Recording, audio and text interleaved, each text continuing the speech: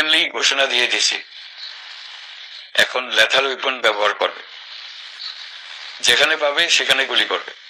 16 শুক্রবার সন্ধ্যায় হঠাৎ খবর আসে রাজধানী ঢাকার গুলশান এলাকায় সন্ত্রাসীদের সঙ্গে পুলিশের বন্দুকযুদ্ধ চলছে। হলি আর্টিজান বেকারিতে সশস্ত্র হামলাকারী ঢুকে বেশ কয়েকজনকে জিম্মি করে রাখে।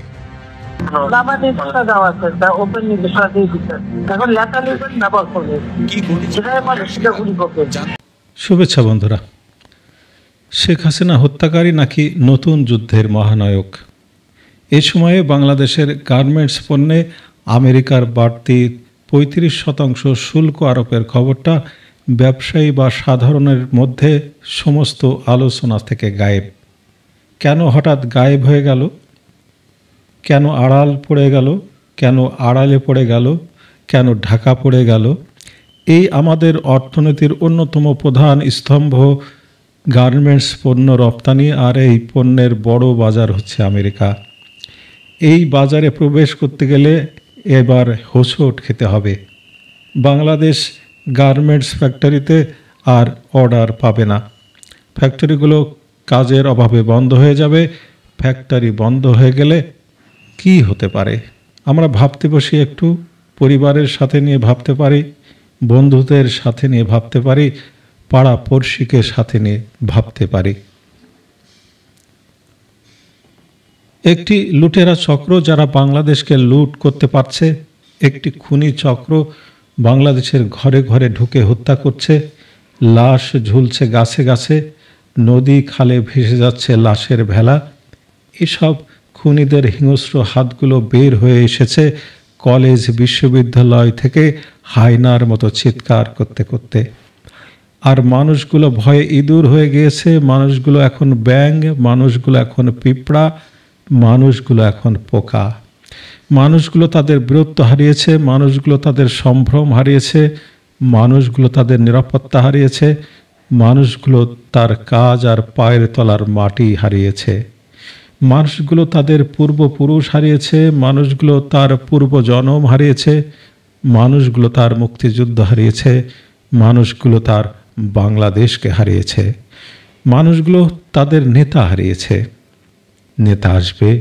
নেতা কি আসবে? নেতা আসবে কবে? আমাদের নেতা, তোমাদের নেতা, এই নেতা হত্যার শিকার হতে পারত। তবে নেতা বেঁচে আছে, নেতা বেঁচে আছে, নেতা ফিরবেন, নেতা আসবেন। নেতা কি হত্যাকারী? নেতা হত্যা করতে বলেছিল, নেতা নৈরাজ্যবাদীদের বিরুদ্ধে যুদ্ধ ঘোষণা করেছিল, নেতা যুদ্ধে হেরে গিয়েছেন, নেতা বিতাড়িত হয়েছেন, নেতা আসবেন। মানুষগুলো আজ পোকা।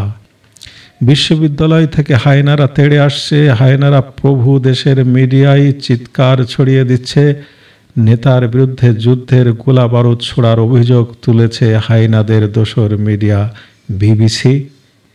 বিবিসির যে রিপোর্ট নিয়ে তোমরা প্রবল আগ্রহে লাফাচ্ছ, তোলপাড় করছো, তোমরা যারা পোকা, তোমরা কি বুঝতে পারছো? বিবিসির রিপোর্টে বলা হয়েছে যে এখানে উল্লেখ করা তথ্যটা ভেরিফাইড না।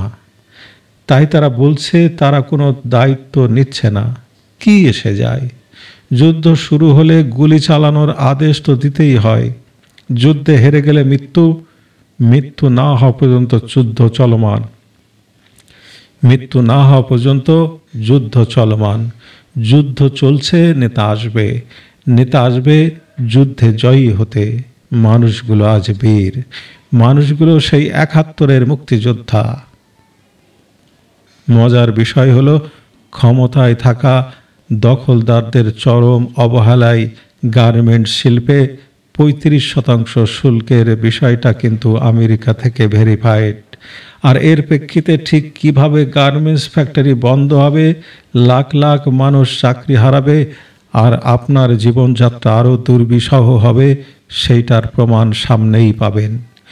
তখনও কিন্তু বিবিসির মতো কেউ দায় নেবে না, যেমন নেয়নি গত 11 মাসে।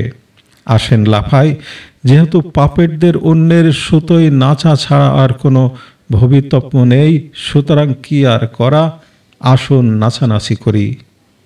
অথবা আমরা যুদ্ধে লড়ব, নাকি নেতার জন্য অপেক্ষা করব।